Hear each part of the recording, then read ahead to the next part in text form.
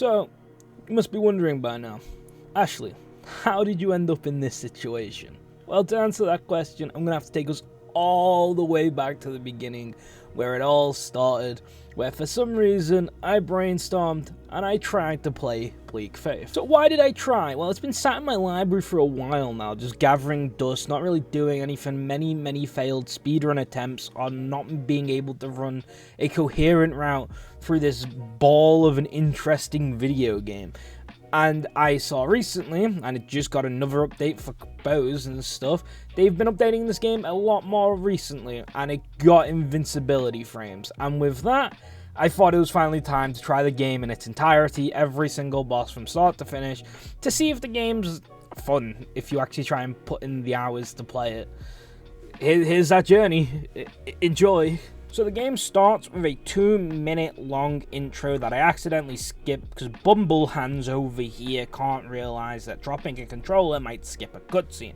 No longer are the days of hold to skip, however. Apparently they just didn't want that. Don't even know if my controller hit the right button or if any button would have skipped it. That cutscene just doesn't exist anymore. So I don't really want to tell you. If I had to describe it, load of random shit that doesn't make any sense to me whatsoever, so I'm not missing out on much, and probably neither are you. With that, the game actually starts. As the video progresses, I'm going to point out changes from when I played, which was the first proper update, to now, which is probably like the third proper update. Big update. I didn't play at launch, so I can't tell you the change for launch. The first big change you'll see is that armor now starts with your character. You used to start naked and with a iron pipe. Now you start with the iron pipe, as well as the armor that you would have got going through the tutorial killing certain enemies. It's a much needed change. It's much more welcome. I just kind of like the way he starts with armor now. It just makes more sense to me. I think story-wise, it probably made sense that he started naked, but just like for gameplay-wise, it's just nice that he has armor. So, yep, that's the first big change. Off to the actual game. Following us all the way to the very end will give you your first enemy and tutorial pop-up to go through. Tutorial pop-up will teach you about the combo system and give you an enemy that teleports straight to you to teach you about how this exactly works. I think Bleak Faith has a really good combo system, working as 5 completely nicely timed hits will give you a damage boost and reduce stamina, but there's enough leeway between these quote-unquote perfectly timed attacks to that you're not focused completely on when to time these attacks, and you can get into the rhythm a lot easier than a game like Lords of the Fallen or the Surge, where they feel like you have to perfectly time it. There is no leeway or no safe space around it. This game does really well to give you that. Jumping on the stairs has a really interesting interaction and gives me this animation, and I get to speak to the guy at the top, which didn't used to be here, which is why I'm putting him out. He didn't used to show at all, I'm pretty sure, until you beat the first tutorial boss. And I'm on my way after speaking to him, gaining XP, and on my way through, there's a couple more enemies, but not much to talk about. I didn't really explore the tutorial area, because we're just trying to get through to the tutorial boss so we can do a bit of shenanigans. Before we can get to shenanigans, we've got to go up a giant-ass ladder. This game loves its giant ladders and will throw them at you any chance it gets. Going to the top will give you your next bonfire, which is these little homunculus things. I say little, they're kind of human-sized, as well as a bastard sword used to be here, or like a rusted greatsword or something used to be here, and it's no longer here anymore. So that means for me to get a weapon I actually want to use to fight this guy, we're going to pull off some shenanigans. The shenanigans in this question is skipping the boss, jumping onto this platform here. Once we're up here, as you can see, there is gaps in the floor because we're not supposed to be up here. This isn't supposed to be seen.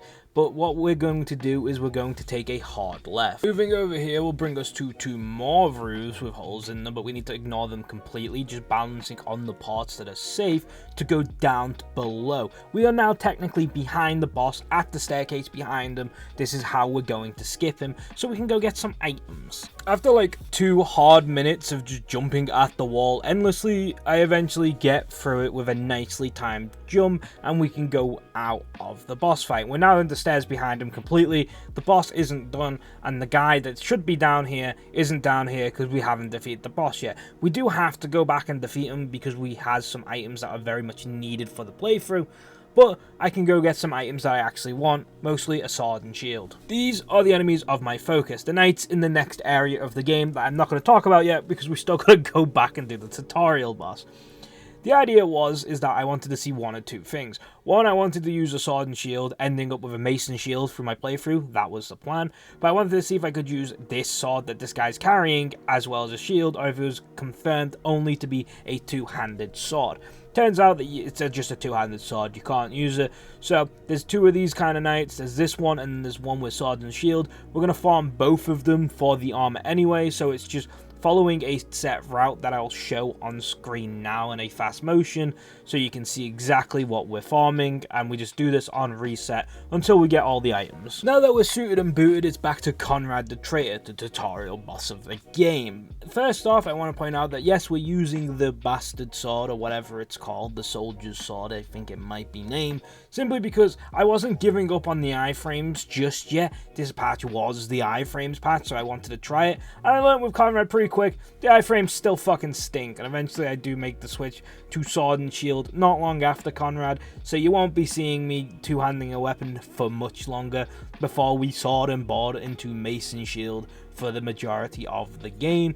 But I still wanted to try out the iframes, and I think they're utterly fucking terrible and absolutely pointless in most circumstances. I do think there's the odd time where I was like, damn, I'm glad I had the iframes, but 9 times out of 10, I'm like, I might as well just dodge the attack. It's easier than timing the dodge, because you've got to dash and then dodge, and then it's like at the very beginning of the dodge is the iframe, but it is a literal like millisecond of a millisecond that you have to time this. It's not very good. It's just not very good is what I'm saying. Anyway, Conrad the Traitor, let's talk about him. I really like this guy. I really do. I think he's a really good first impression and boss fight for what Bleak Faith is, which is dodge away and not into. You could argue now that with iframes that, you know, it takes away from that first impression, but seeming I think the iframes fucking stink and I couldn't dodge through any of his attacks anyway, I think he still stands as a great example of what the game's going to be. Dodge away from him and attack when you're available to, not dodge into him and get as many attacks in as you possibly can. It teaches you the Bleak Faith way, and he only has 2 special moves as well, which is one where he jumps into the air, plows down into the ground, sending a shockwave, as well as one where he sends swords up from the ground, which is very easy to tell what's happening. And I think he has one more where he throws like a smoke grenade down, but he didn't do that against me in this one, so I can't show it. But for the most part, it is very simple and easy to tell what he's doing.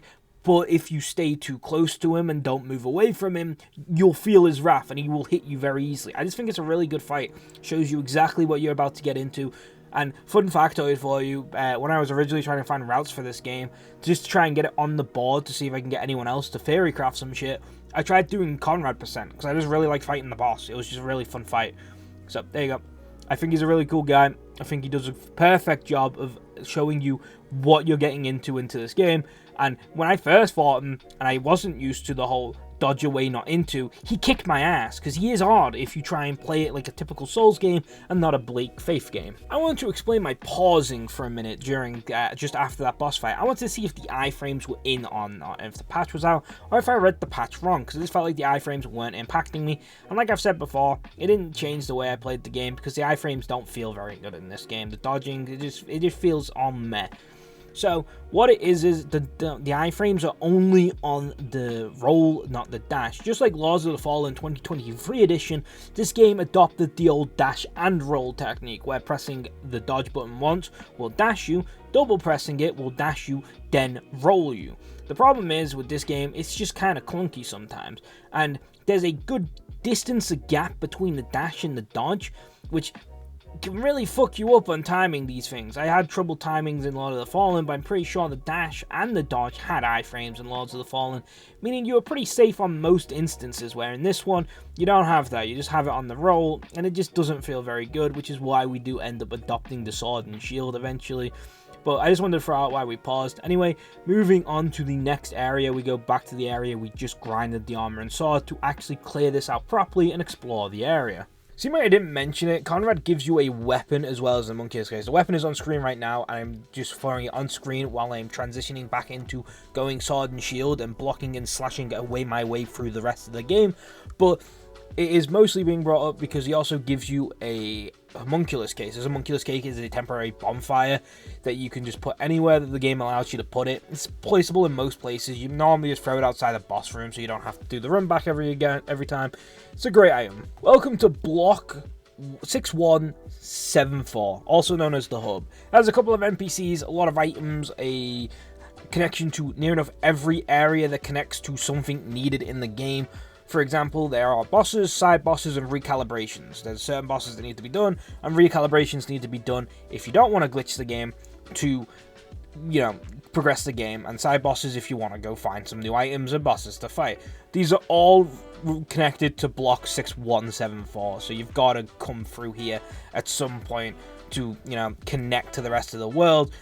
It's a pretty nice system that everything kind of connects back to here somehow, some way. Now, I don't know if I'm just chatting shit here, but seeming to kill one, and just one of the big guys that exist, one in each area, seems to give you a crafting recipe. I don't know if that's just me getting lucky on crafting recipe drops, or if that's how it's intended to be, but I tried to kill at least one big guy in each area, and it normally gave me a crafting recipe when I killed them, and didn't give me anything else after the first kill, even if there was multiple big guys within said area. So I'm not really sure if I'm just chatting shit and just making something up, or if I got incredibly lucky, or if that's just an intended mechanic.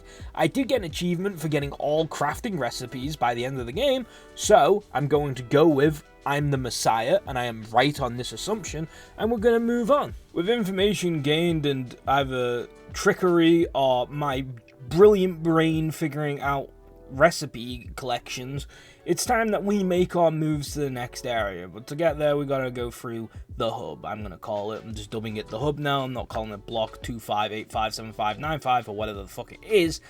I'm just calling it the hub. The hub is just I would say a city under siege or under purge.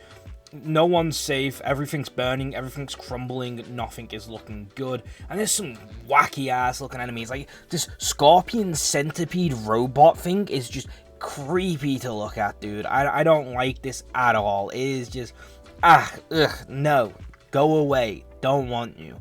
Except from that, it's just your typical enemies that you've seen so far in the game. Not much has changed on that regard, and we're going to take an elevator up to get out of here. But before we leave, we've got to speak to this bitch. This bitch is on a crusade of some sort. She's saying that the city needs to burn, everyone needs to go back, and this whole city's a nuisance, and get off my lawn sort of energy for some reason. Don't know why she's doing any of this. Game doesn't really want to explain why she's doing this. Something about a greater lord and ooga booga magic or something. And just next to her is the elevator to go to area numero uno. One elevator ride later, and somehow we're magically in like some abandoned construction part of the world. I don't really get what's going on here. It looks like there's a lot of half-baked, half-finished structures and a lot of shipping containers. I'm not really sure what the basis of this is. I don't know if this was supposed to be a town extension or something. I don't really get how this connects to the other town either. I couldn't tell you. It doesn't look like it should, but I'm not here to nitpick connectivity. I play Dark Souls 2. That shit has a lava lake above a poison area with one small elevator ride. Like, I can't nitpick these things, you know? It's not allowed. I lose all credibility when I say Dark Souls 2 is a great game, and then come here and be like, this connectivity makes no sense, damn it. Like, it doesn't work. It just doesn't work, so I can't do it. The cool factoid for this area is, in this long hallway on the screen filled with containers, didn't used to have any containers at all, and barely had any enemies. This area used to be really short and was practically just a sprint to a boss. Wasn't much to fight around here. He just kind of ran to the boss and fought him instead. So it's interesting that they've added some flow to this area. It is much needed, even though the difficulty spike is immense. I died so much just trying to clear through the whole area. I probably could have just ran through and got it done, but I really wanted to clear it, and slowly but steadily, seeing you don't lose any souls on death or anything. This doesn't happen in that game. You keep your XP upon death. There's not much really risking upon dying, except just a loss of progress you've made. So I'm just gaining XP as we go, leveling up, getting improved stats. So there's no negativity to do this. It was just a really hard power spike. I think eventually I got the hang of it and kind of figured out how to kill these things more consistently and more conveniently. The mages hit like a truck, but eventually I got down how to dodge all their lightning spells and shit. It just felt like I was getting one shot with no way to dodge it, but I eventually got that down. But yeah, these containers didn't used to be here. This whole like strip used to just be one straight line that you could run down and kill the enemies if you wanted to. But because it was so open, it was just so much easier to run past the enemies, open the gate, and fight the boss. But yeah, that's this area. It's interesting to see how one simple change can change the flow of an area completely. And I'm kind of glad they did it. This area did need a change of flow. It was boring, and it no longer is. But getting all the way to the end of that long hallway will bring you to this guy with a spear and shield, and he's no joke, firing missiles and stabbing his spear, but he's no match for our shield, you see. So blocking his spear and dodging his missiles will bring him down to the ground, allowing us to open the gate, put down our homunculus so that we spawn there instead of making that run every single time, and it's time to fight the boss. That was the plan. In execution, I didn't remember how to put down a homunculus. You see, very simply put, I broke the game. There's supposed to be a tutorial pop up on how to place it, but seeming I skipped the tutorial and gaining the homunculus, went to the hub where the tutorial's supposed to pop up, it never did. Getting the items, going back and defeating the boss didn't prompt that to come up. I don't know why, I don't know how games are programmed or how they ever even work, but my guessing point is that because I entered the hub early without the required items, the game checked for the pop-up when he doesn't need the pop-up, he doesn't have those items, and never checks again, so I just didn't know how to place one down.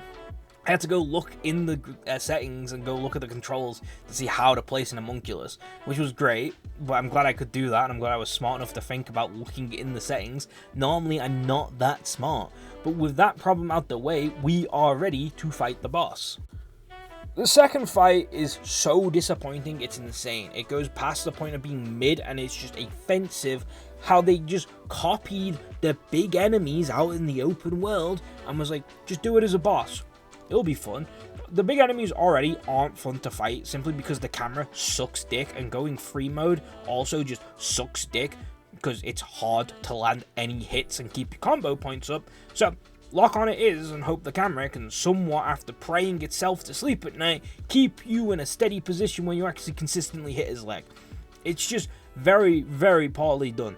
And then following that, you then just swipe at his legs. Once you've done that, you jump on his back, and then you stab his spots. Done. It's literally no different to what we just did before and what we'll do later. Hell, I'll put 3 side by side. The one we've done, the boss, and the one we'll do in the future. There's no difference to any of them. They're the exact same thing, except this guy just has more health because he's a boss. So it just goes on for longer. It's more tedious. It's boring. I don't want to do it. It sucks. It's terrible. I never want to be in this boss fight again. Thankfully, it is a required boss, but if you know how to break the game, you can just skip it. But I wanted to do all bosses, and Jesus Christ, it was just boring. It was so bad. It was so bad. I never want to do it again. It's just really badly done.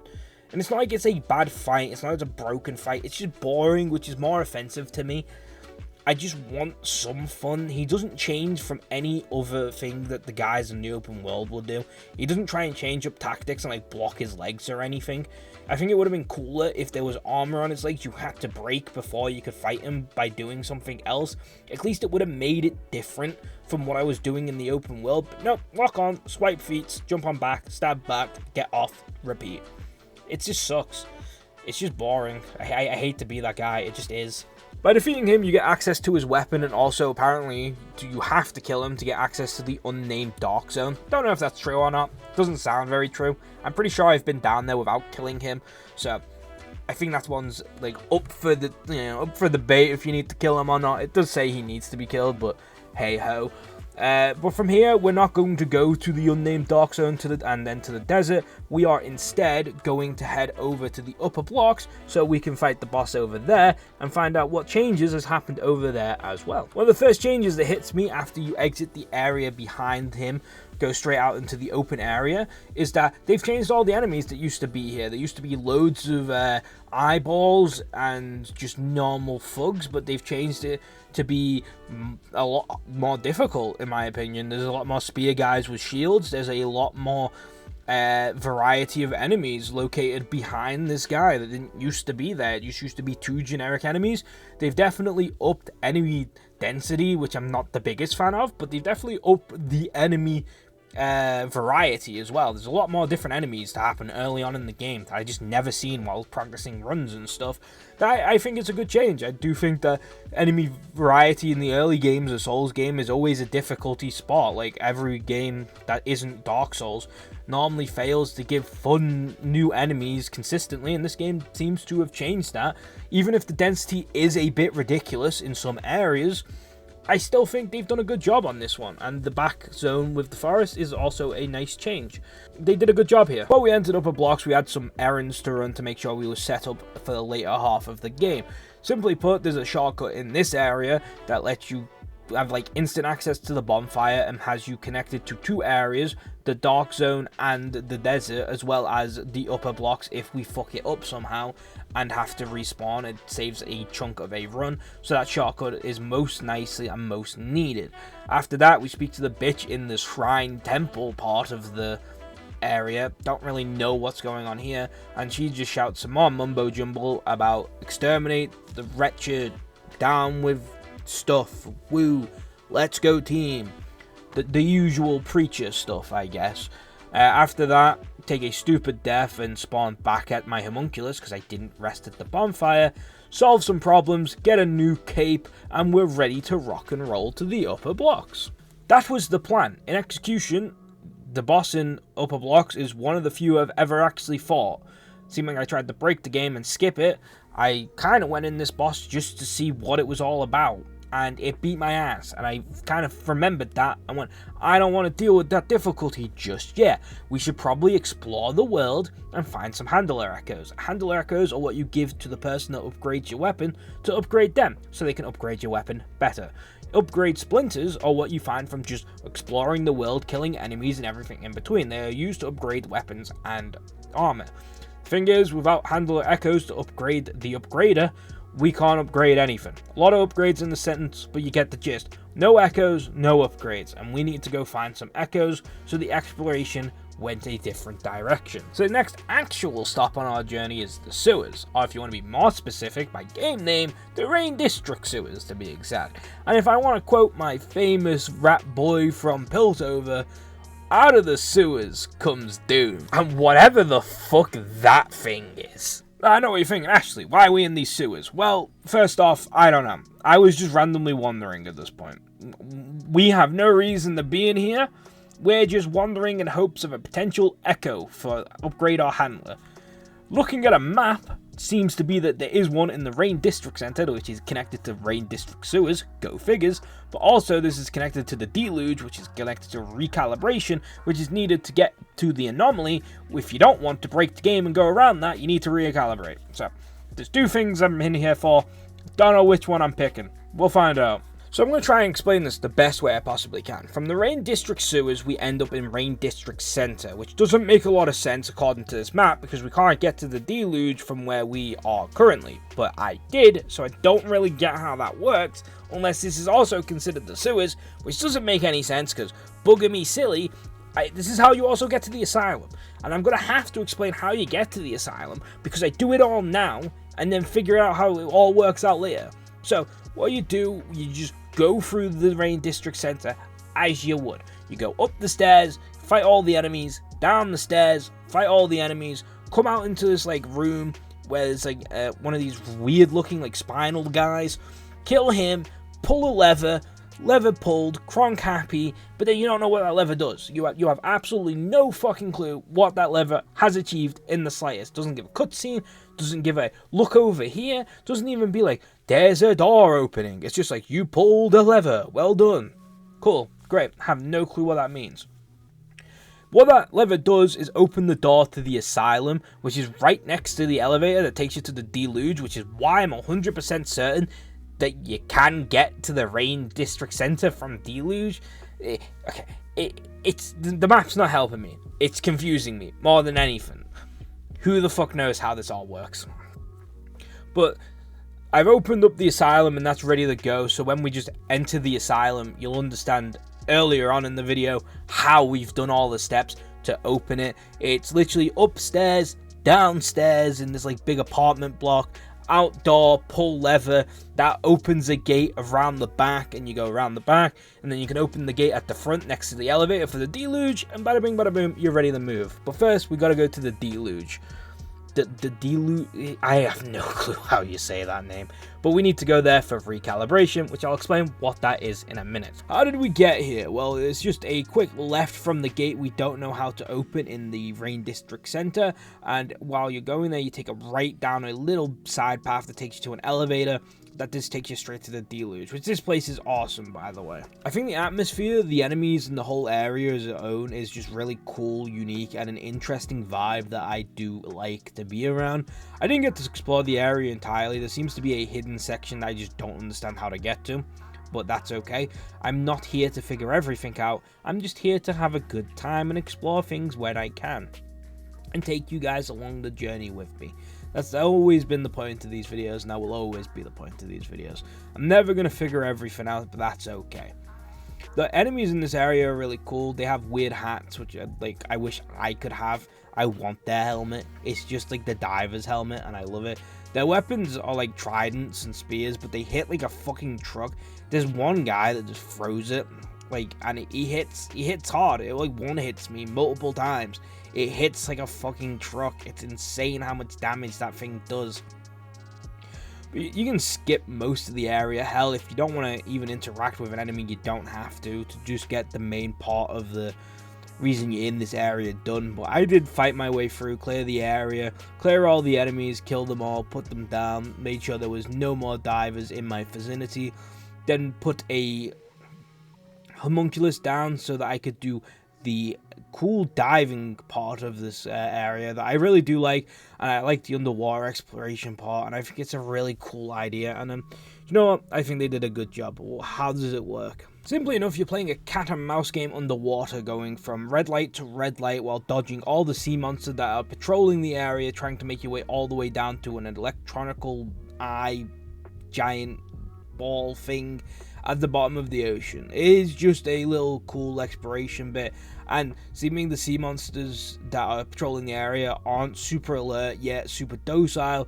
You kind of have this fear where it's like, if I swim too close to them, they'll get me, but I have that safety net of I can swim kind of close to them and they won't instantly detect me. I think it's a great little moment in the game. I think it does have that cool element of, you know, difference that most other games don't do. Most of this whole game don't even let you swim, so just having that option to begin with is already a difference, but having a gimmick tied to it that progresses the story and changes the gameplay flow is just even, you know, a cherry on top of the cake. It's a cool little bit. And, you know, exploring the ruins as well while you're under there, just seeing the whole city that has been capsized and completely drowned underwater. What used to be a humanized civilization is completely wiped off the face of the earth by some water. It's just an interesting thought process to have. I just like it. And just swimming red light to red light, trying to keep your oxygen tapped up. It's just a great system. But once you finally make it to the bottom and you swim into the eyeball, you activate recalibration. I'm going to be honest with you, I have no clue what these actually are doing or meaning. My thought process is that you're recalibrating yourself to be able to enter the anomaly. Without the recalibration, the anomaly just won't let you in. It just doesn't detect you as a being worthy of entrance. But by recalibrating yourself to such a worthiness, you can eventually re-enter the anomaly. I think that's the basis. These areas have no risk at all to them, I don't think. There's not a single enemy that can do any harm to you. You just gotta go from point A to point B, touch an item, and then the recalibration ends and you get a well done, you did great award, and you've recalibrated, which apparently increases the difficulty of the world. I didn't know that's what it was doing, so that's nice. Would have been nice to know that before I did it, but hey ho, I guess. Whatever makes them happy. But yeah, that's why I think recalibration is. You're supposed to be recalibrating yourself towards the anomaly, or maybe like against the anomaly so that you can fight it.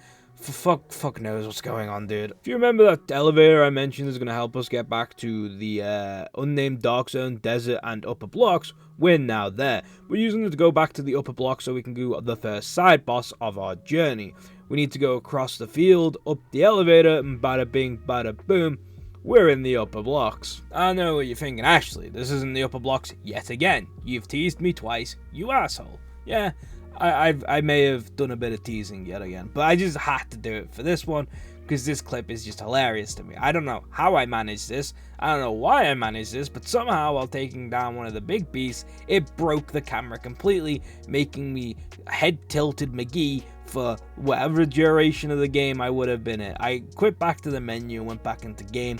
That seemed to fix it up real quick, real nice. I just don't understand how this bug even happened or took place, but it's kind of goofy and funny, and I had to show it. Anyway, straight back up that elevator. This is now the real time to see the upper blocks. This is going to be a weird explanation, and without being able to show you footage of before and after, it's not going to make a lot of sense, but I'm going to try my best.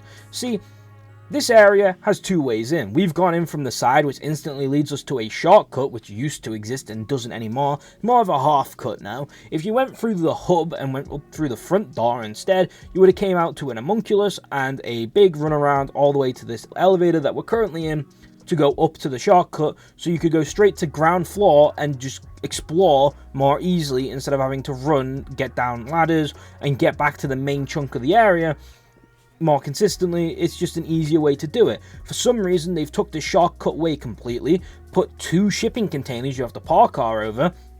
I think that's what you're supposed to do anyway. Maybe you're not supposed to get on top of the shipping containers and they didn't think that through. I don't know. And then you end up in this area. This area, the circle area, is now where the homunculus lies, but you've got to kill all the enemies around this homunculus before you can rest at it. Once you've downed all enemies in the area, every last one of them, from eyeballs to normals, make sure you get them all. 1 or 2 might be hidden, and it will not let you rest. Once you've done all that, you can rest at the homunculus and those enemies will not respawn. Problem is, you can't get back over the shipping containers. So, that means every time you want to explore the level, you've got to go past the big guy, across like the little platform, and then down the long ladder, across the bridge, and you're back into the main part of the area, instead of going down the elevator and walking across a bridge. And then you're in literally the middle of it all.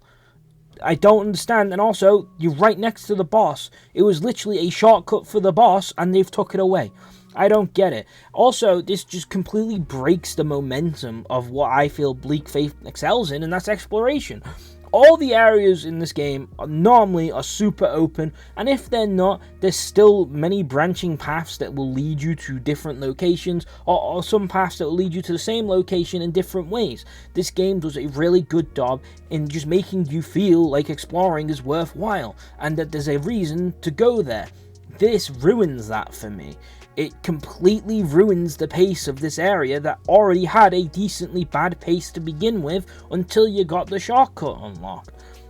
I just feel really negative about this change. Thankfully, though, Mr. Breaker Man over here managed to break this skip instantly. I did not want to do the runaround, so just positioned myself into the corner like any game-breaking gamer does and jumped at it. Eventually, I know from past experiences, if you get stuck on an object and dash, you will fly. That's what I did. I just jumped into the corner, waited until I got stuck, dashed up, and I flew over the containers, meaning I still had access to a shortcut that was taken from me, and I will continue to use this. Do not patch this. Undo the change that you did in the first place, because this shit stinks. Seeing I've already showed where 2 of the giant people are you can kill to get items of craftable nature, I might as show where the third is. Going the intended route instead of jumping and flying and defying gravity. You can go the intended way, and there he is, just at the end of the pathway pretty much, in this big like dome circle, like half circle, semicircle, I don't think you want to call it, half a moon there. If you fight him in the half a moon, he's a pretty different fight to most of the giants, seeming he's very volatile. Taking his legs out and jumping on his back, you only have a few quick seconds to stab him before you'll slam his arms into the ground, sending like fire waves everywhere around you, dealing massive damage. So you gotta jump off after like the first 3 swings, I'm pretty sure, on his back. But he's a pretty quick fight, there's not much to him.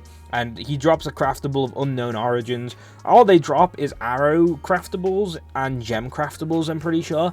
There's nothing else in the game you can really craft. It's just potions, gems, and arrows, so that's where you get all those from, I guess. All that's left to do now is go to the third boss of this run. Hopefully it's better than the second one, because as we all know, the second one sucks donkey dick. I think this boss fight is amazing. It takes a dragon fight, which can be boring and generic, just like the boss we did before him, and turns it on its head to give you something more interesting and unique. For example, instead of just cutting a dragon, because of the, themes and aesthetic of the game, you get this cool looking, like, scrap metal mechanical dragon that fires laser beams instead of fire. Interesting take. It's already a different sort of fight. One of the other things it does is means you can't block most of his attacks. Some of his attacks you can block when he just swipes his arms and his tail, but when he pounds the ground, that's not blockable. Even blocking it might reduce damage, but it's not going to stop you from taking it, and fires you all the way back away from him, making you do a little slide, so you can't just sit there and block everything. On top of that, this guy is packing multiple special moves that he's going to whip out occasionally, as well as 3 transitional stages in his health bar that you're gonna have to deal with. Let's get through the special moves first. This guy has got many, so you better keep up. He can do one of 4 things, I'm pretty sure, maybe 5. We'll go through the list in my head, and then, we'll count them out. So the first one is that he can just fire a laser while stood still. This one's pretty safe. There's not much he can do to us while we're doing this. We can just go up and hit him. It's not a very good move. He has the move where he slams into the ground, sending out a shockwave that you've got to jump. He has a move where he flies up into the air and sends these like red orbs at you that you've got to try and dodge. I still don't really understand how you dodge these ones. You can either keep running at an angle and they seem to miss, or you can try jumping as they're like getting close to you, and that will send them above you.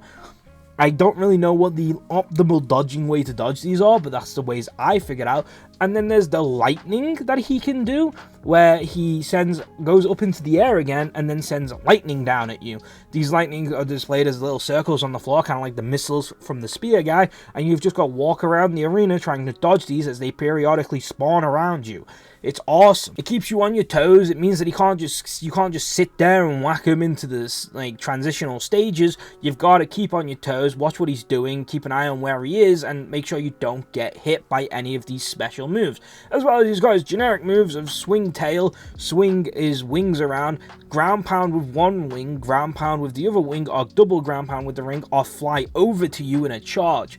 There's a lot of the things this guy can do, and he will use all of them in the fight. It's very rare that if you get him to the 3rd stage of his health bar that he hasn't used all of these moves.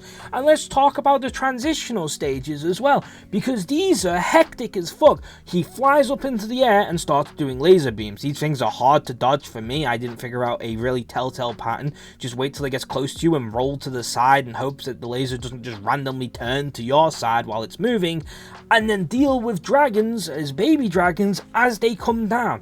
Killing one will sometimes despawn the other, and I don't really get how that system works, but you just gotta kill all of these, I'm pretty sure, until he comes back down, and then the fight will begin again. It is a hectic brawl, and it takes a while to do. This was probably the boss I had the most attempts on, I would say.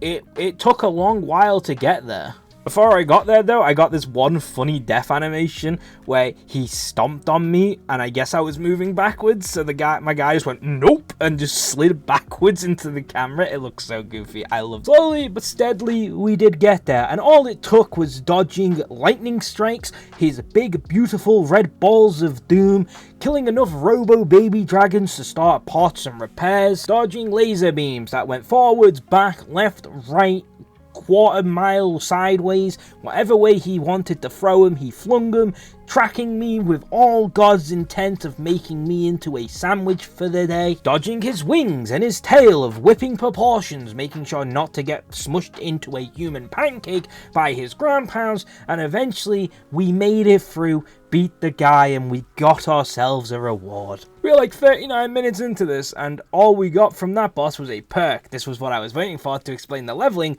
perk, and reward system of this game. It's a bit late to be explaining this, but it's better now than never in our journey, I guess. This is the screen you'll go to when you level up. It'll give you all the attributes you can level up, strength being weapon damage and weight, agility being critical strike chance, damage, ranged arrows and all that stuff, intelligence being whippy dippy magic bullshit, and constitution being defenses and health and all that fun stuff. You level up by just killing enemies, you don't lose XP on death, and once you level up, you get like 3 points to put into whatever you want. Next up are perks. Perks are what you use to kind of customize your character to what it's actually supposed to be build-wise.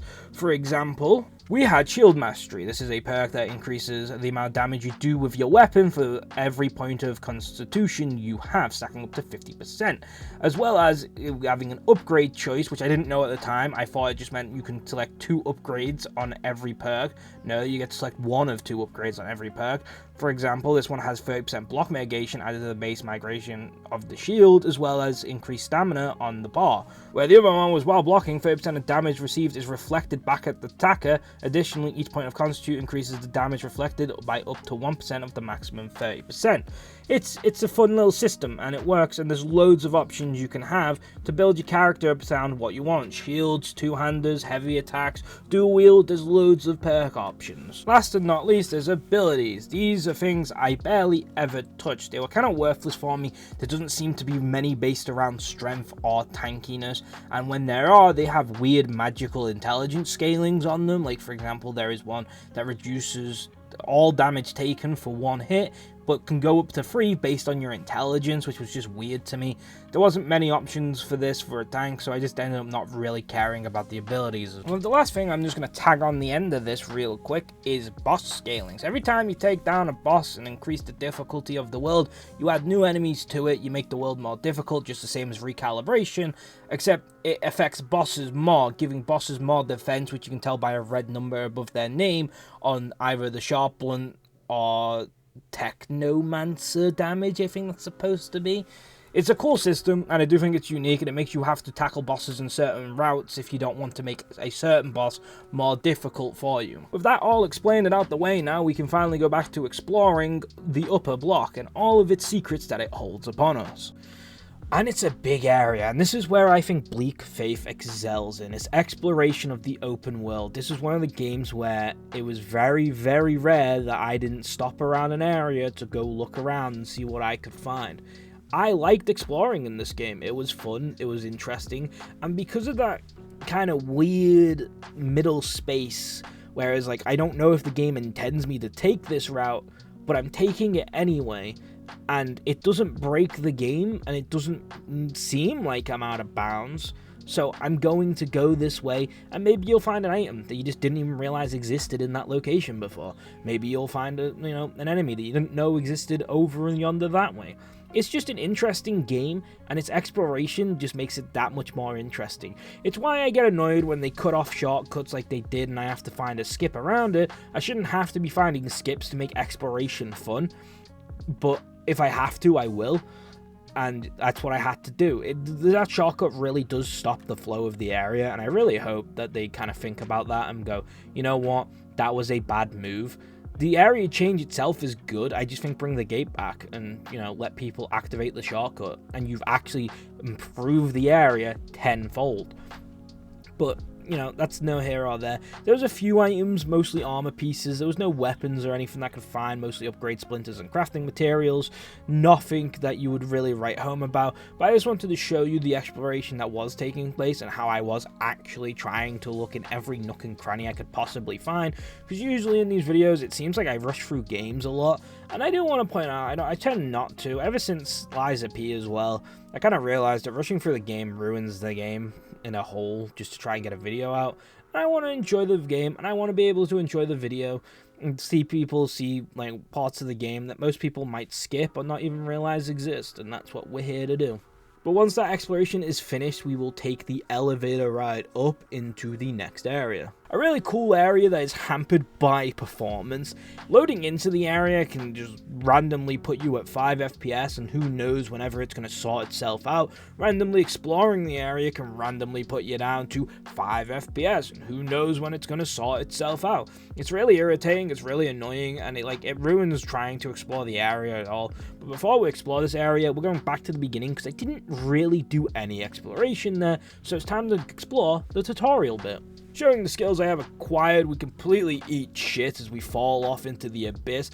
Only I, with the hands of a pro gamer, could control a character in such motion. Going back down this rickety ass, wonky ass, stupid ass staircase, we realize we skipped half the tutorial island. That's why I'm dubbing it now. Tutorial Island starts giving us prompts, enemies that die in one hit, and items that kind of would have been useful in the beginning that aren't really as useful now. The only big two challenges we would have ran into while going down here, the early part of the game, would have been this mini-boss that seems like it would have been fun and difficult to fight at the beginning, yet now is just a normal enemy that dies in a handful of hits, but doesn't lay a hand on us and isn't scary in the slightest, but does give us an amulet that would have been nice to have at the beginning of the game. This is the other guy. He has a cool cutlass. He died in 4 hits from my sturdy, and I do mean very sturdy mace, and if that's the case, then if we came here at the beginning with our stupid pipe, we probably would have been in for a world of hurt. I'm gonna go with he hits like a truck. Wouldn't know, seeming he didn't hit me once, so he just died. He just stared at me and died, so I can't really tell you on the damage report side of things, but he does drop his sword when you kill him. This is a good thing, because I think that sword is cool. It looks nice, swings nice, and overall just has a nice feel to it, seems pretty sturdy and strong. Do like it a lot. This is where the eternal struggle comes in. Do I keep the mace and shield, or go sword and board? Both have their pros and cons, one being slash, one being blunt, one being cool, the other one being just as cool, you know. Pros and cons. There's not much difference between the weapons, most of the moveset's kind of the same, just slash left and right.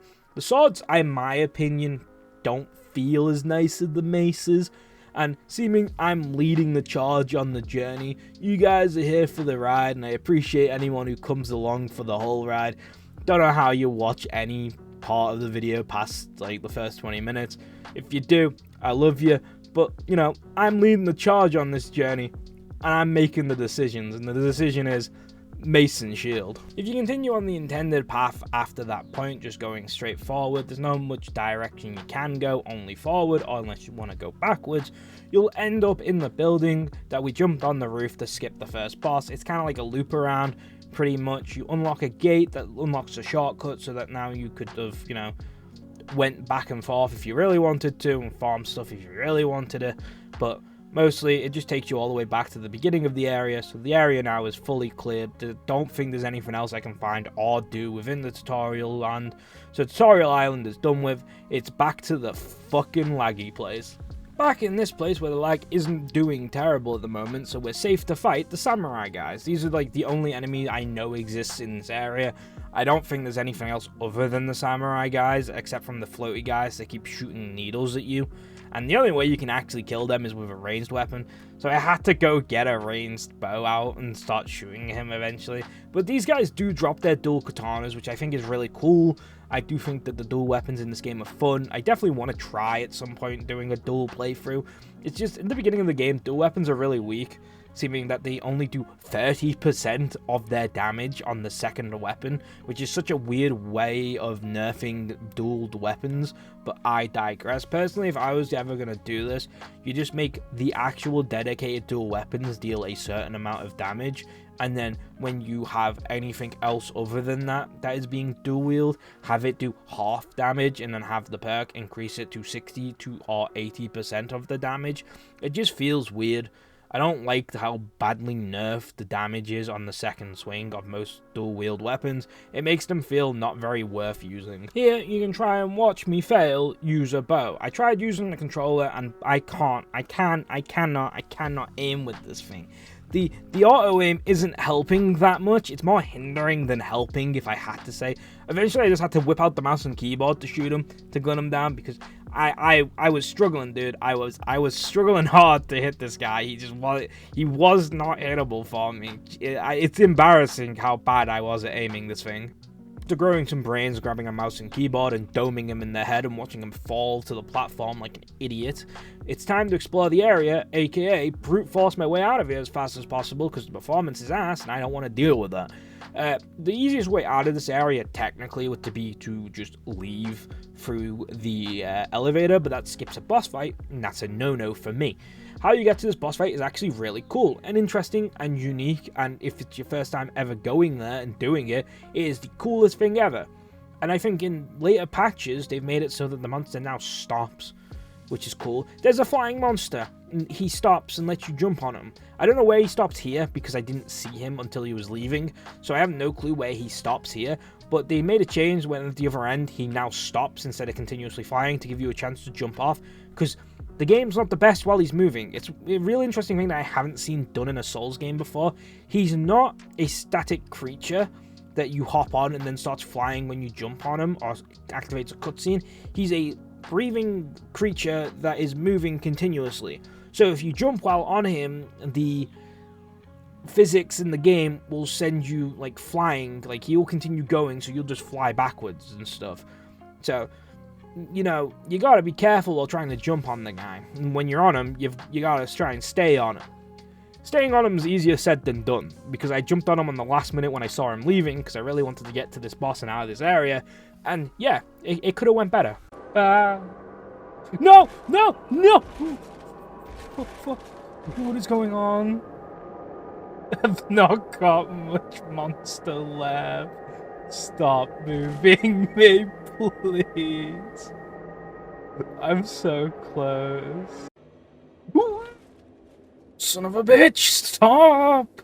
Apart from those traumatic experiences I have now gained, I kind of wish more games did this. It is a really cool idea to have a creature mountable. Not even mountable, just like jump onable and you ride it to the next area. It is really cool, and it's such a great idea. And some of the scenes you can capture while you're just flying are pretty interesting and cool. And, you know, you can get some nice, you know, scenic shots on the way there. But eventually the ride does have to come to an end, and we end up on a platform, feet plowed on solid ground, no longer worried about being yeeted 3 bajillion miles into the abyss because he contorts his body in a wrong form.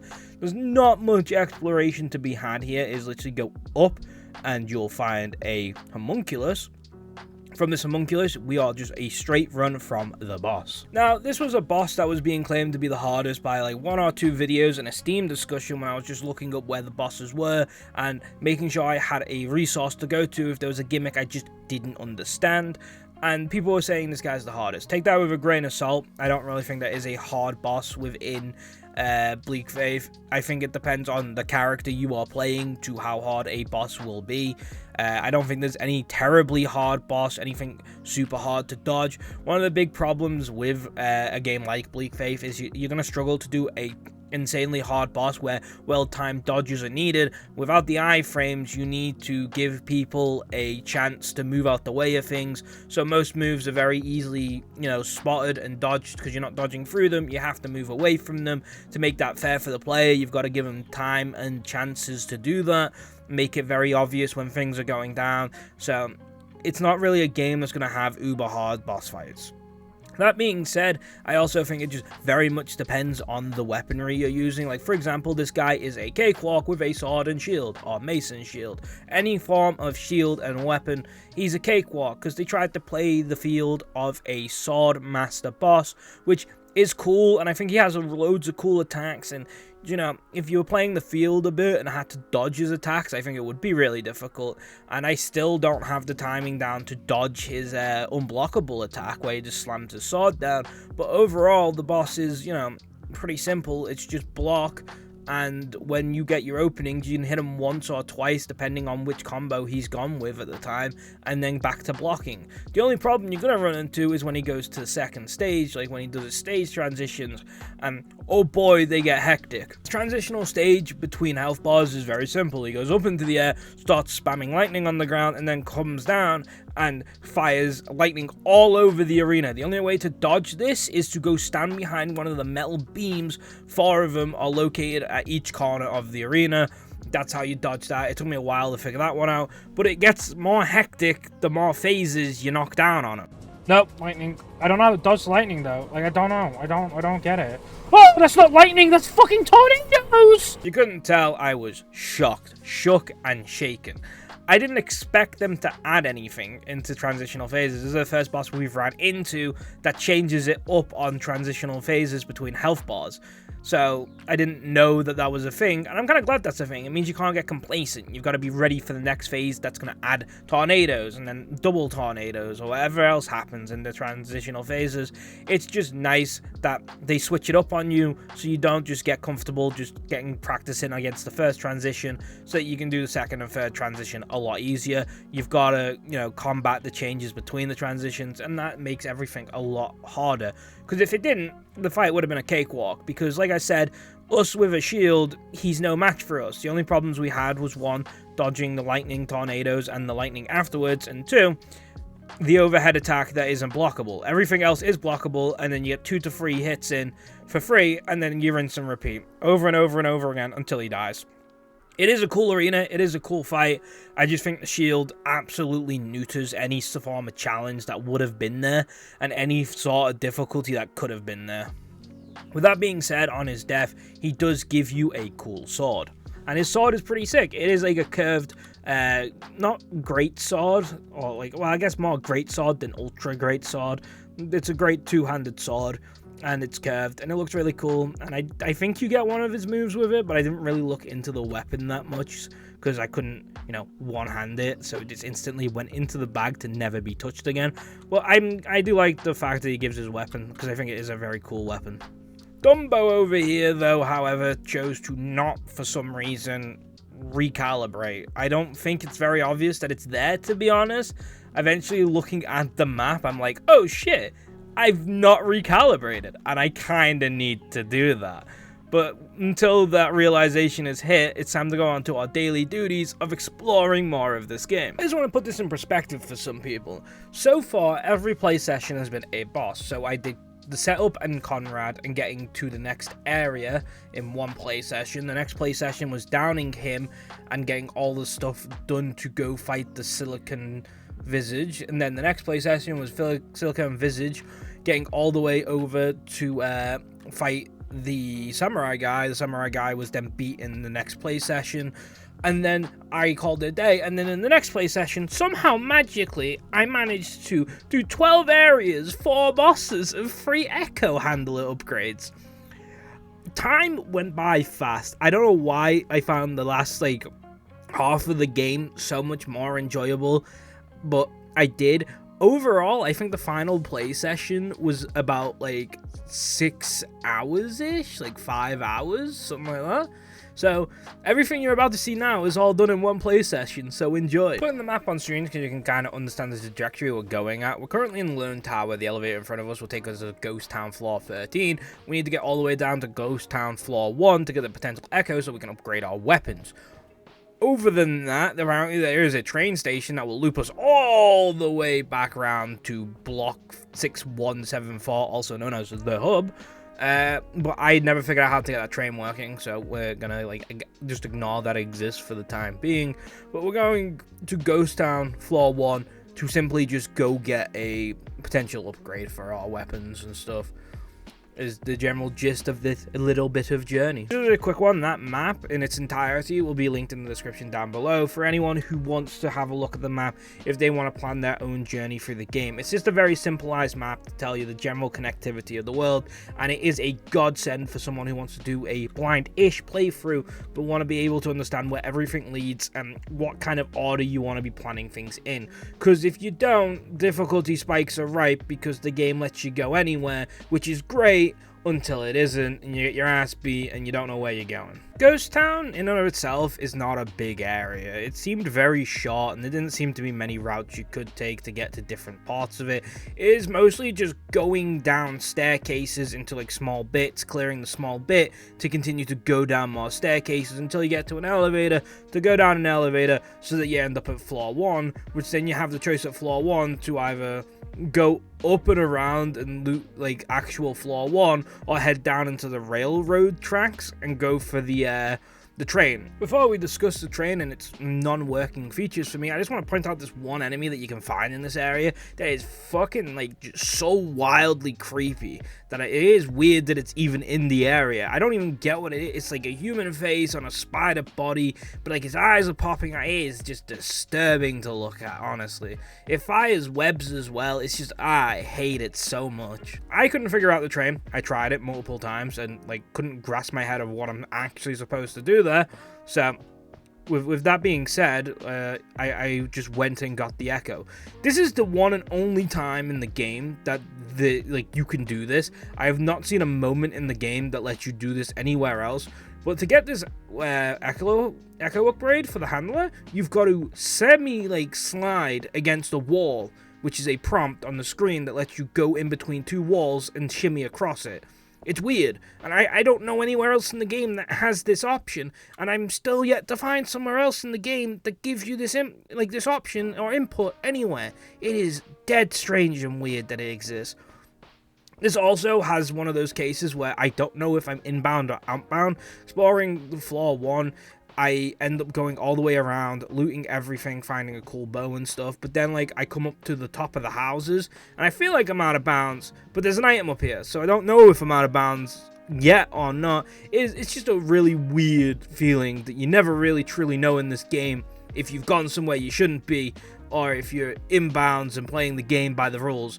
Also, the elevator had a little graphical glitch as well, which was interesting.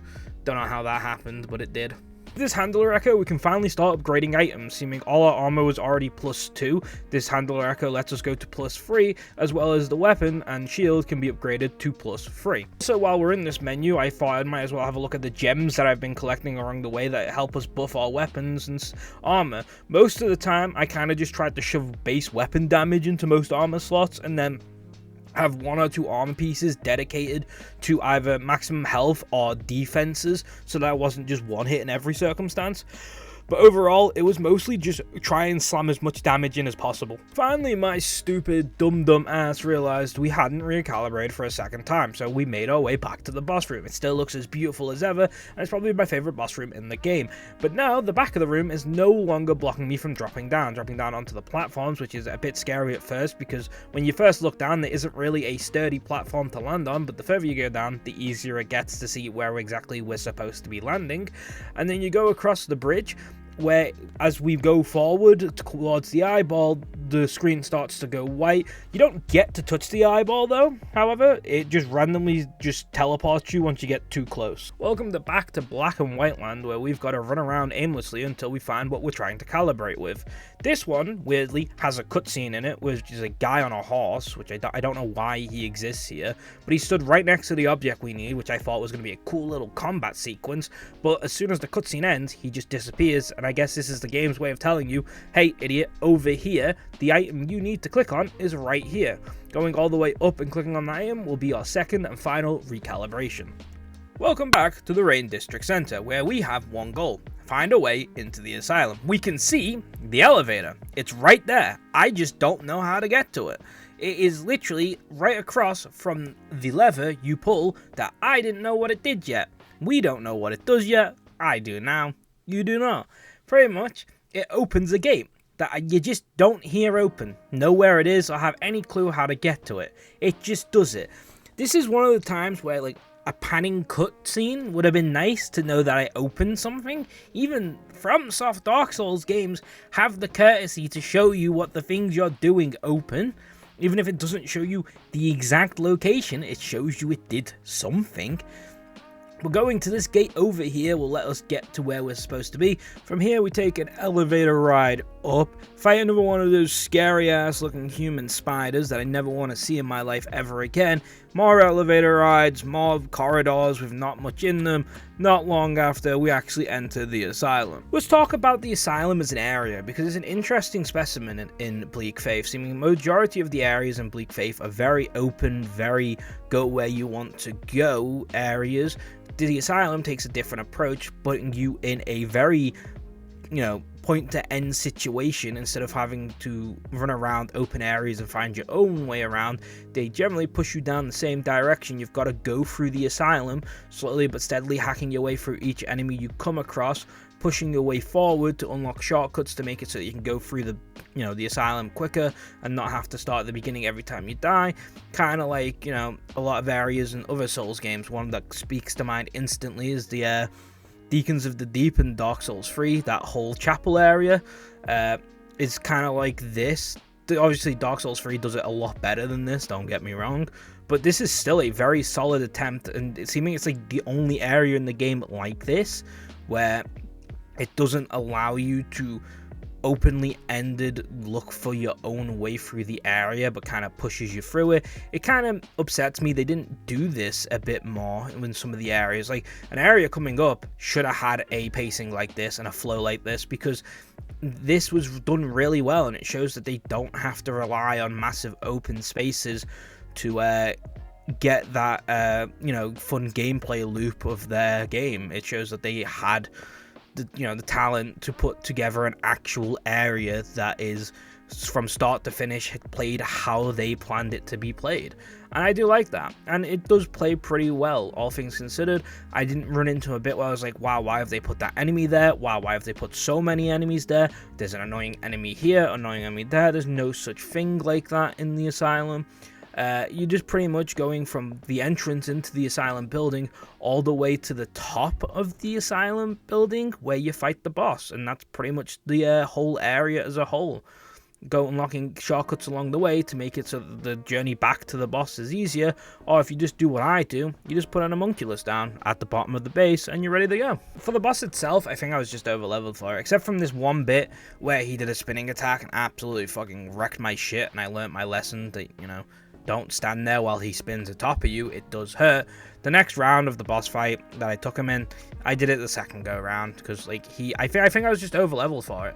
One of the weird things is I didn't think I got hit by any of his traps, but yeah, I didn't get the achievement for not standing on a trap, which is a bit weird. Don't know why I failed that. Not really sure on that one. But the boss fight itself seems like it would have been cool if I wasn't so over leveled for it. I think my gear is just better than it should be, and I'm also just a higher level than I should be. While I gain a new level of fear about falling through elevators in this game, let's talk about the boss fight itself, with a interesting design, cool weapons that he's prominently fucking attacking us with and kicking our ass if you just saw what happened the last time I tried to fight him. He's an interesting fella. My biggest complaint with him is that he just kind of moves weirdly. And I think if we didn't have the shield, again, there would have been a lot more of a struggle going on. Seeming, I would say, about 60% of the moves could be blocked and 40% of the moves couldn't be blocked.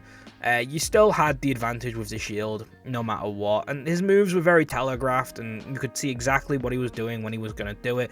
He didn't attack super fast or anything, so it wasn't too bad to avoid taking damage. His transitional stage between health bars was a confusing one. He puts traps on the floor and then sends orbs into the sky. Now, what I think you're supposed to do is stand somewhere where the orbs aren't. If you look up, there's gaps where the orbs aren't, and if you stand there, I think you take no damage. And if you don't stand on a trap on the floor, you don't get stuck. Now, there's supposed to be an achievement for, clearing this without doing any of those two things, and I didn't get it. Watching the footage back, I didn't stand on a trap, I didn't get hurt by a ball, yet the game seems to think I did. So I'm not really sure why or how that happened, but it did, so I guess I must have done it somewhere, some way, somehow. But it either broke or somehow I got hit detected even though I didn't take any damage, which is interesting. Except from that, it's just watch the weapon color and play accordingly. If it's not yellow, just stand there and block and then hit him afterwards. It doesn't hit us very hard, but we do hit him pretty hard. Like I said, I think that's to do with my gear level and my level just being higher than it should be when we're getting here. Because this is an optional boss that I think you're supposed to do earlier on. I think you're definitely supposed to do it before you recalibrate the second time. So, it's definitely easier to get to. So I'm pretty sure I did this in a pretty messed up order of things. But with that being said, I still think the boss fight is cool. I still think it has a nice flow to it. I just think it was generally easy. And again, I think I would have struggled if I didn't have a shield. but because we have the shield, we just get to walk straight through him. With him going down means we get another perk point, as well as his weapons. He drops his dual swords. I don't even bother to equip him at this point, because I've kind of gone past the point of caring what the boss weapons look like and what their ability is. At that point, I just want to, get my mace and shield together and go beat on some more bad guys. Talking to our weapon upgrade expert, she says there's a disturbance in the force that she can't really feel or tell what's going on, doesn't understand, can't make communications, but knows it's there. Don't really get how that works, but I'll take it, I guess, and off and onwards to the next boss. We're all the way back in this area, where we have 2 shortcuts to get us to the area faster that we need to get to. And yet, for some reason, and I can't tell you why I did this, we are not taking any of those shortcuts. I, the leader of this boat, for some reason thought we're just gonna run all the way there. Because my brain is scrambled, my eggs are fried, I have no clue why I did this, and I don't understand why. It just makes no sense. There's no reason why. I have one that takes me close to the area I want to be in, and one that takes me right to the area I want to be in. And I take none of them. Just run all the way there, like the big brained fella I am. So why are we here? Well, this is how you get into the unnamed dark zone. You have to fight your way all the way down to the bottom, but now there's new enemies because we've done some bosses and recalibrated some systems, meaning harder, better enemies are located in this area. As you can see though, we do have an ability that summons a second us, so we have Ashley 1 and Ashley 2. Just what we needed on this boat. More people to fuck things up. If there's one thing this world doesn't need, it's a second me to break it. All you do, just fight your way to the bottom, wait for the longest elevator in the history of elevators to come up to you, ride it down, and then it's time to do some platforming, run across a random pillar that I still have no clue about, activate a cutscene with the horse guy again, telling us about some guy with a beating heart, being like, yeah, I pulled it out, it beats, it tastes yummy, I eat my own heart. Don't really get how that works, but go on, rock on, my dude. And then after you do that, it's just about a bit more running, waiting for another elevator, and then you can go to the desert. Welcome to the desert, or in my opinion, the worst area in the game. This one area is the one that suffers from being too open. There's a whole desert area that just has nothing in it, just sand and a handful of enemies. Like, you can count on one hand, like literally like 5 enemies, and like a handful of items. And that's it. That's all that's in the actual desert. The only 2 places you're going to need to search is the spawn location you start at, the boss location, which is like 1 or 2 items, and then the temple that exits the area, which I don't count as the desert because that starts to move you towards, the anomaly part of the game. So it doesn't really count as the desert to me. So there's only 2 locations that are worthwhile. The rest of the open desert is kind of empty, bland, boring, and negative.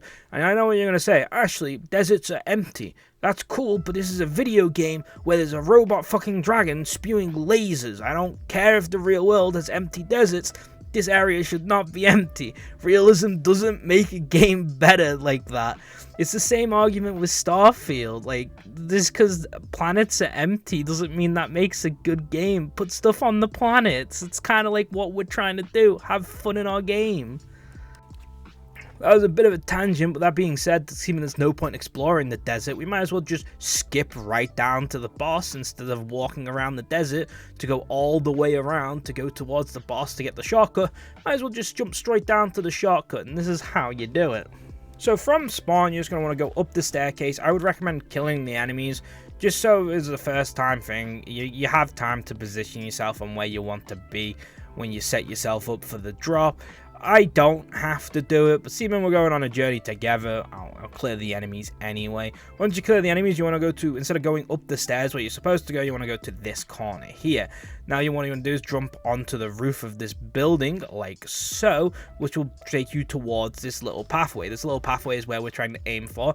Swimming onto this cliff and then down onto the pillar below will take some damage, but we won't die, not anywhere near close. Drop onto the platform, and bada bing, bada boom, you've unlock the shortcut that you would have had to run around the whole desert to get, and you don't have to run around the whole boring desert to do it. Taking the elevator up will unlock the shortcut. You just open the gate at the very end.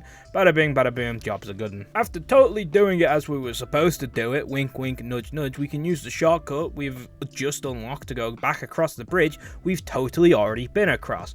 Going across this bridge will take you towards the boss fight. It is just that big black orb that we're gonna go through, because god damn it, if anything's big orb shape, we've got to touch it for some reason. Be it big eyeballs in water, big round eyeball mechanical thing in like a building that you don't even get to touch before it fucking sends you, and now this orb that sends you to a boss fight. Welcome to the Wormlord, and I have a checkered history with this guy. He is single-handedly the most broken boss fight in this game, causing me the most hassle on any run because trying to do him quick completely bricks the fight in all its fucking capacity. Either sending him in the ground to not come back up, sending you in the ground with him so that he randomly kills you while you're riding him. Sometimes he just randomly one-hits you, no one knows why. There's so many problems with this guy. There's a checklist of just tick marks on every problem that's ever existed in a video game, with the Wormlord just written on top of the list. It's just a fight. The fight itself is a pretty cool idea. He's a Wormlord that like just slithers around the desert. He goes in the ground, comes out on one of the pillars, does a magical move of fires or anything of that proportion, then goes back into the ground, comes out, you jump on him, you stab him a bit, he flies into the air to try to get you off him, you fly off him once you've killed him, like that chunk of his health bar, rinse and repeat until he dies. It's not like anything game-breaking or like anything mind-blowing or game-changing, but it's still interesting. And, you know, this was what I was on about the mountable fights being able to be different. This is no different from any mountable fight you could have done in the open world, except they made it different enough to where it seems more appropriate to be a boss fight in a cool arena, being able to be different to anything else you could find out there. Not like the second boss, which is just a carbon copy-paste of a big guy that you shank in the back. So I applaud them for trying to go for something different. It breaks easily, but if you get past the breaking part of the system, then normally it goes pretty well. But in the end, there's not much to say about it, because it's a boss that is broken, but when it works, it's just simplicity. You just dodge his laser beams, which I struggle to do at every corner, dodge any move that he throws at you, which is literally laser beam or fireball, mount him when he gets close to you, stab him, jump off, and then if you want to risk it, jump back on and hope it doesn't break the boss completely, and rinse and repeat. There's not much difference that you can like add in. There's not much special that you can like shake in to tell you like anything different about the guy. That's all we do. We just shank him and jump off, and then shank him and then jump off. That's the boss fight on loop, on repeat. It's a cool idea, and like doing it the first time is like an epic moment, and then after that it's kind of like, I gotta do it again. Kind of reminds me of stuff like Yawm, where like fighting Yawm for the first time is like, oh my god, this is really cool, and it's like, let me get my sword and just slash at him and we'll be done in no time. That's just how I feel on bosses like that. But yeah, there he is, Wormlord down. Anyone wondering why he's part of the main cast of characters that need to be killed before we can progress the story, it's because he blocks those stairs. Going near those stairs means that if you don't kill him, he's going to pop out of the ground and eat you and one-hit you. I've tried many times to skip this like interaction. I've got around some far, but then after a while there's nowhere else to jump and stuff. So I don't think there's an actual way to skip him. I think he is hard locked as an enemy you need to kill. But that's why he's part of the main cast. He blocks you from entering this temple. But what I do want to show is that they still haven't patched the way to just skip the recalibration bit. And I'm going to show you how you do it. Because it's not an adventure if we don't break shit. So what we'll do is we'll start on the steps. Going into the temple, what you want to do is keep running forward all the way up until you get to the second set of stairs. You want to take a left.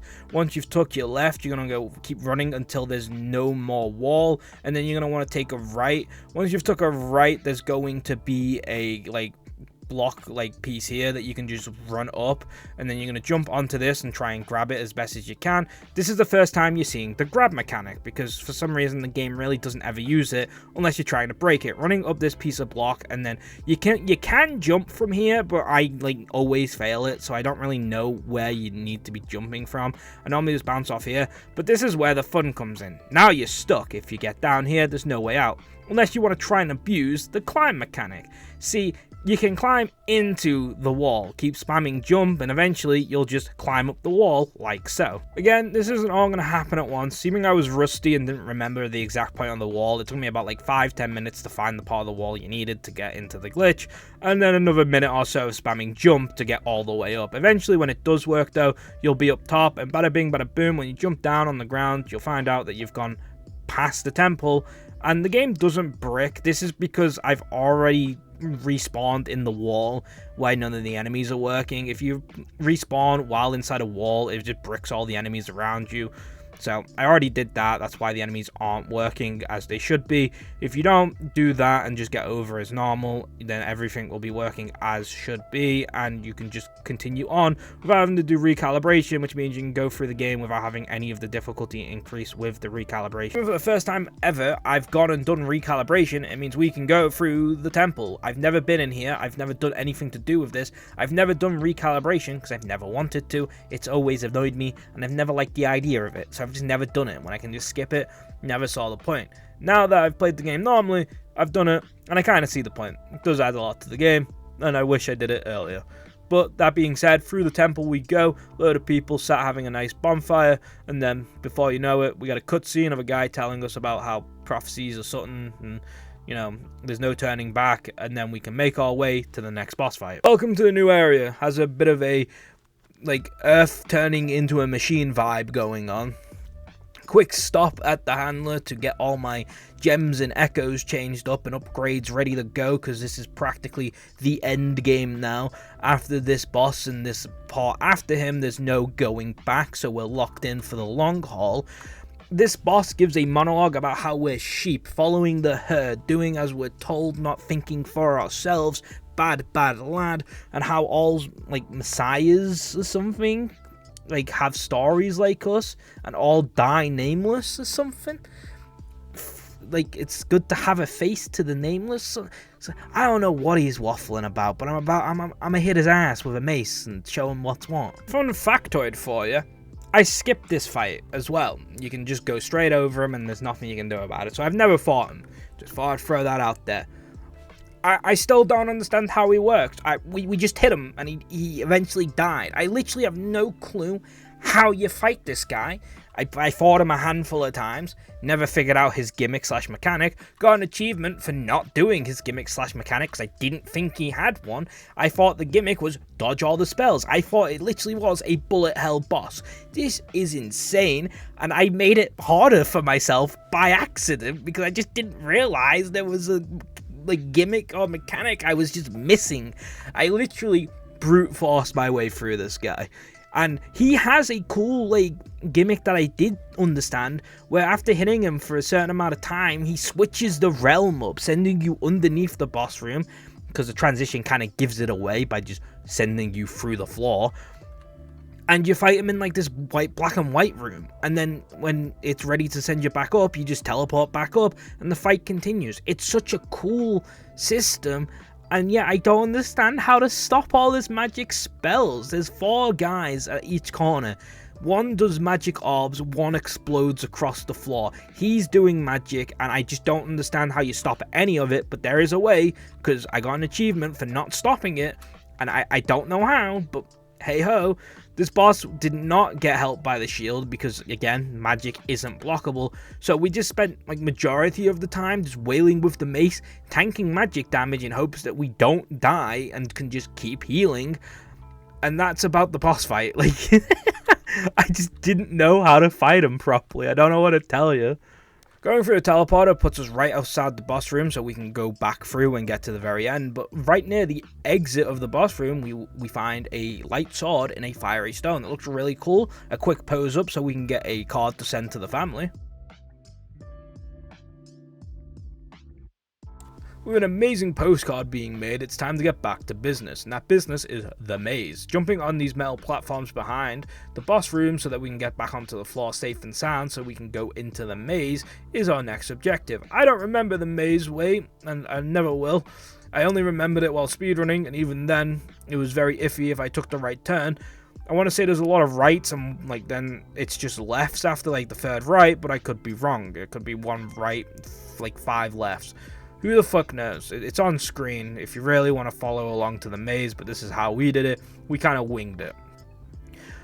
But a bit fun factoid for you while we get through the maze: if you take an enemy into the cutscene at the end of the maze, it will kill you. And if it kills you, you go back to the homunculus with no progression save. It's really weird that you're not safe during cutscenes. Speedrunning this game meant that you had to take the invisibility spell so that you didn't take damage while trying to get past them. It's so weird that they will follow you to the ends of the earth if you aggro them, and if you enter the cutscene with at least 1 or 2 on you, most likely will kill you, and bada bing bada boom, welcome to running through the maze again. I don't know why. I don't know who thought it was a good idea to let you take damage during cutscenes, but whoever it was, I'm not a big fan of you. Anyway, at the end of the maze, you'll get into a cutscene with one of the women we spoke to at some point during the game. She seemed familiar. I'm pretty sure that she's the girl you speak to at the very beginning of the game, talking about like the crusade and whatnot, just before you go into the area with the giant boss. I'm pretty sure that's who it is. I don't know who all her mercenaries are. I don't remember ever seeing any of those, so I couldn't tell you. After this cutscene ends, you have a choice to go do the optional boss and do the actual endgame area. We're choosing the optional boss. So from here, we can touch the object in front of us, which will take us to the end part of the game, or we can turn around and go do the optional boss, which is what we're doing. I turn around, activate a cutscene with the guy on the horse. I have no clue what his importance to the game is. He showed up and talked about someone eating a heart and light and kicking it. He showed up in a recalibration to stand there ominously, and now he's here. No clue what his importance is to the game. He just shows up a lot. He drops down like a black fence post is the best way I would put it, and we just run over to that and touch it, which gets us to the optional boss area. Picking this up so I can show you what the fuck bullshit happened that I still don't really understand, because I saw people say they get multiple tries at this and I didn't. I'm kind of pissed off. We missed one boss in the whole run, and it's one of the coolest sounding bosses of them all. What you're supposed to do is just run to the eye. No matter where it is, what area you get teleported in, you just keep running, either up ladders, across a platform, doing parkour, whatever you need to do, you just make it to the eye. On one of them, you have to run across a building. I didn't even know which way the eye was. While you're doing this, you're underwater apparently, or can't breathe, so your oxygen's going down. You gotta beat the oxygen to the eye. That's the premise. People said it gets difficult the further you go on, and I wasn't really feeling it until I got stuck. I fell off the building and there was no way for me to get back on, and I kind of thought, okay, instead of waiting for the oxygen, I'll respawn. This is the only way I can think I fucking broke this, because by doing this, we spawned at the end part of the game, and I don't know how, but you can't try that boss now. It's gone. It's just not attainable. I couldn't find anyone else telling you how to get back to it from that point, so I can only assume it's just gone, and it's never coming back. So, what that boss is you. You fight yourself. Your character becomes a boss, and you fight it. That sounds cool, and I get to miss it. It's like the worst timeline I could have spawned in where that happened. But whatever, it is what it is. We missed one boss. If I ever feel like it, just like the original Lords of the Fallen, where I didn't do the DLC bosses, eventually, if I ever feel like it, or if people ever nag me, I will go back and do it. But I'm not willing to do it now, because I'm still annoyed about the fact that I didn't get to do it in the first place, and we don't get to see all the bosses, which is kind of like the point, but meh. It was pretty cool. Welcome to the Vermin Fields Plaza. It's a pretty interesting way of doing this level. One, it's very closed off. The only open part is the very beginning, where you can go off into like an open field, but then it starts to become like where's out of bounds, because you can climb over the walls, but you're not supposed to. You can land safely on the out of bounds, but eventually you'll just fall through it and die. So it's a hard ship of where you want to consider it being free roam and being out of bounds. The general gist of this area is to go up to the very top of the mountain. As you go up the mountain, you'll hit levers. These levers will take the homunculus that you find near the beginning of the area, not the first homunculus, but the second homunculus you find. These levers will take the homunculus from the very bottom of the mountain all the way to the top as you progress, and I think that's a cool system. There's not many nooks and crannies that you can go in. There's the odd building and the odd turnoff that's a dead end with 4 steps, so there's not really any way to get lost on the way to the temple.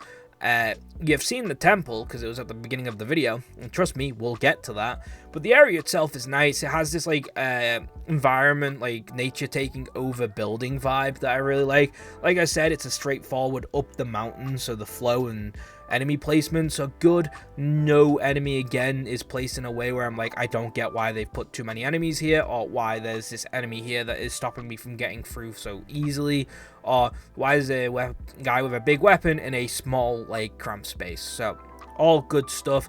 Eventually making it all the way to the top of the temple, you'll find the temple, shockingly, where there is a boss that becomes a dual boss when you get him so low. But I know a tactic. See, the whole reason I knew there would be a skip against the container corner is because this is where I found the original skip. I couldn't find this anywhere on the internet, so I'm only assuming A, someone didn't post it, or B, I'm the first person to figure this out for some odd reason. If you sandwich yourself between two objects in this game, get stuck on the invisible barrier between them both so you're hovering, and then dash, like just in the container skip, you will defy gravity. This will let you go behind the boss. Why do we want to do this? Well, that's very simple. This is a two-stage boss fight. The first stage being the boss itself, the second stage being a duel fight. There's like a white tree in the middle of the boss arena at the back. This is blocking the second part of the boss from being seen and hit. You can go round by doing a couple of skips, a little jump hop and a carry through the hole in the floor that is like perfectly placed for some reason. Don't know why it exists there. And there she is, the second phase of the boss. Now before this patch, it used to take damage. Sadly, it no longer does. They patched it out, and that's how we ended up at the beginning of this video. But I, a man of logic, wasn't completely convinced that she wasn't taking damage. You see, my thought process was now, maybe if I hit her for like 5 minutes straight, left the building, figured out a way down back so I can go through the front door, when the boss fight activates, maybe the whole health bar would just delete instantly, killing them both and activating the ending of the game. That was my thought process. I couldn't see why I would be wrong. It showed damage numbers, she was taking damage, so we must be dealing damage to something. That was my thought process. Let's try and execute it. Wailing on her for 5 minutes was the easy part. Something I've never managed to do is actually get out of the building, go all the way back to the staircase, somehow find a way over the hill and down without dying so I can go through the front door. It's a difficult one, to say the least, and some brainstorming would be needed. But first, we gotta get out of the building, out of the window, back across the small gap so that we don't die and fall to our doom, and just kind of jump at the walls in hopes that we find some way down. Also, if you're wondering what the grey flashing on the screen is, that's because we've gone too far below the world on our next to a kill zone. Because I fell so far down trying to exit the temple, the game thinks I'm on the brink of breaking the game. Little does it know I've already broke it multiple times by now, but the game's trying to put me in like some limbo case where when you get so close to the edge it goes grey, but if you go too far, still live. The game kind of keeps you on this grey edge. I've had it kill me randomly a couple of times. It didn't this time, luckily, but that's what that grey flashing on the screen is. After some hyping myself up to do this, I finally figured out a way down, or I thought I did, and somehow it still worked. I thought I could land on the roof and shimmy my way across until I got to the stairs. Shockingly, the roof has no collision. I just phased straight through it, but somehow landed on a piece of land that I couldn't see and somehow clutch it all the way down to the ground, meaning we've done it. We've done what I originally thought was impossible. We have landed on the ground after wailing on the boss for 5 minutes, so now let's go see if the boss fight is done. And the survey says it doesn't work. Boss is full health and there's nothing I can do about it. They've definitely patched it out, sadly, so it's a normal boss fight for this game. Seems like the speedrun is just as dead in the waters as it was when I originally tried to do it, with even some more skips being patched out that I haven't shown because they're completely gone and there's nothing you can do about it. Back to this boss fight though, man, what a terrible final boss. It's cool in arena, in character design, and in boss moves, but as a difficulty, piss easy. You didn't stand a chance. I don't know if it's any of the factors above of being shields broken, mace is strong, they don't have that high blunt resistance, I I have Ashley too, wailing on them as well from time to time, but I didn't pop any pots for like buffs or anything like you're supposed to do, so that's not on the equation. I don't know if I'm just like got a really strong build. I don't know if it's the fact that like I done my gems really well. I have no clue. I couldn't tell you, but they didn't put up a challenge. All his moves are blockable, so they're not really deadly at all. And his special move is very telltale, and you can literally just walk to the side and dodge it. She is a bit more dangerous, obviously.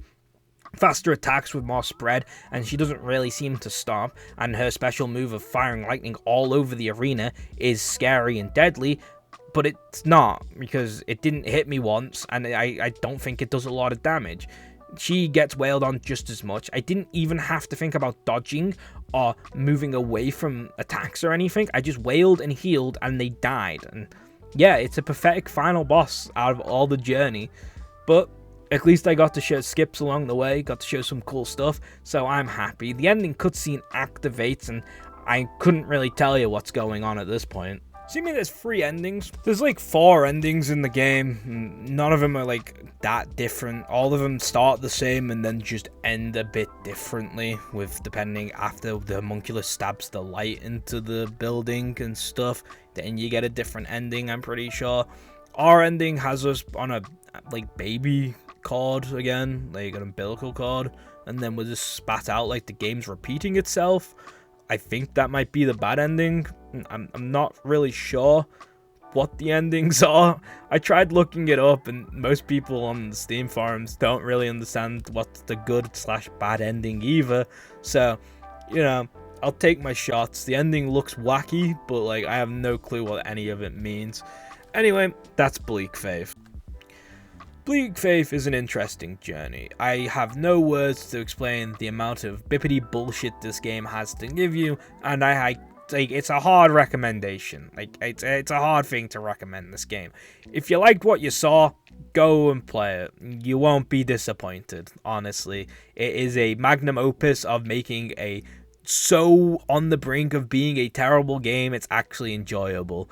It has so many things going against it, yet somehow the world they've put together, the flow of the game, and the exploration is amazing to me. Most of the boss fights hit just right, where the others hit absolutely in the dick and make you want to regret being born into existence. It's an interesting pool of game that you get to play, as well as it's just fun to break it. I mean, there's a couple of parts in this video where I broke it completely, where I did it intentionally or non-intentionally. It's just a fun little mess of a game that I probably will never play again, unless the community wants me to do it again, which I have my doubts that anyone will want to see another Bleak Faith video anytime soon, so that I don't have to go back and do another ending, or finish the bosses that I didn't finish, which is that one stupid boss that got away from me, unless the community really wants to see it. Just like the original Lords of the Fallen, if the community ever really wants to see me do that DLC, I'll go back and play the game again, but unless anyone wants to see it, definitely not being replayed on my time. It's just not worth it. Having a fun time to make a video as a journey for us to enjoy probably made the game more enjoyable. If I didn't do it for the video, it probably never would have got finished. That's probably where I stand with the game. It's a hard recommendation, but if you enjoyed seeing how easy it is to break and you want to try and manipulate and see how far you can push it, it's worth it on sale. I wouldn't buy it at full price though. That's just my opinion though. Let me know what you think of this game in the comments down below. I hope to see you guys for the next adventure I take. Peace.